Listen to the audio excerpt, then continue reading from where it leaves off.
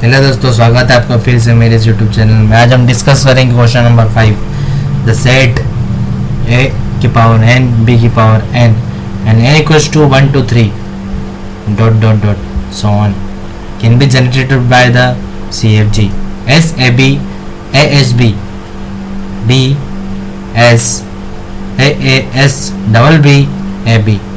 Some non-regular language cannot be generated by any CFG. Some regular language cannot be generated by any CFG.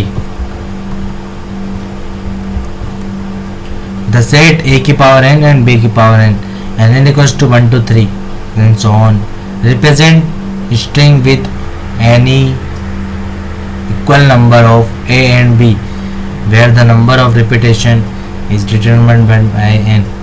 Analyze the given context. A B. This projection rule generated a string with an equal number of a and b but does not handle the varying repetition for a and b as n increases. S double A S double B. AB similar to option A, it does not account for the varying repetition required. This projection handles the varying repetition for a and b as n increases because each a and b repeated twice in each step. Thus, this projection can generate the string desired string. Therefore, the correct option is B. Some non-regular language cannot be generated by any CFG.